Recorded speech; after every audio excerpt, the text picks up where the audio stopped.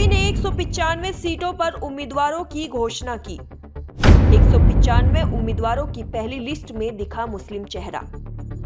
मल्लापुरम से अब्दुल सलाम को मैदान में उतार रही बीजेपी। आगामी लोकसभा चुनाव को लेकर सत्ताधारी भारतीय जनता पार्टी ने 543 लोकसभा सीटों में से 195 पर उम्मीदवारों की घोषणा कर दी है। 195 उम्मीदवारों की पहली लिस्ट में बीजेपी ने मात्र एक मुस्लिम चेहरे को टिकट दिया है। बीजेपी ने केरल के मल्लापुरम से अब्दुल सलाम को मैदान में उतारा है। बीजेपी में केरल की 12 सीटों पर उम्मीदवारों का ऐलान है, जिसमें अब्दुल सलाम का नाम भी शामिल है।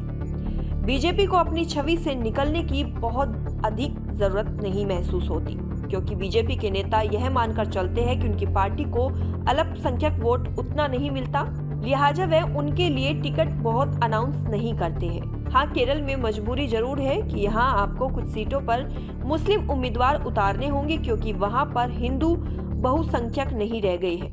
तो वहाँ पर अब्दुल सलाम जैसे लोगों को टिकट देना पड़ेगा, जो कि एक सेकुलर फेस है। अब्दुल सलाम के नाम को लेकर काफी दिन से चर्चा थी कि उनको टिकट मिल सकता है। बीजेपी अगर केरल से कोई मुस्लिम कैंडिडेट खड़ा करेगी, लिस्ट में उसका नाम जरूर होगा, ऐसी चर्चा जरूर थी। लेकिन अभी इस तरह की परिपाटी अन्य राज्यों में भी देखने को मिल सकती है, और यह देखना काफी दिलचस्प होगा, क्योंकि उत्तर प्रदेश में भी कई ऐसी सीट है जो अल्पसंख्यक डोमिनेट है। लेकिन बीजेपी वहां पर क्या मुस्लिम कैंडिडेट उतारेगी, यह तो देखने वाली बात होगी, क्योंकि वहां से भाजपा अपने समीकरण को बैठाते हुए हिंदू उम्मीदवार को ही अब तक टिकट देती रही है। यूपी में मुस्लिम बहुल्य सीट संभल से परमेश्वर लाल सैनी, अमरोहा से कंवर सिंह तंवर और रामपुर से घनश्याम लोधी को उतारा गया है। पिछली बार के चुनाव में मुरादाबाद मंडल की सीट बीजेपी के हाथ से निकल गई थी। तब एसपी, बीएसपी और आरएलडी का गठबंधन था, जिसकी वजह से बीजेपी को हार का सामना करना पड़ा था। हालांकि इस बार हालात कुछ अलग है। आरएलडी अब बीजेपी के साथ है।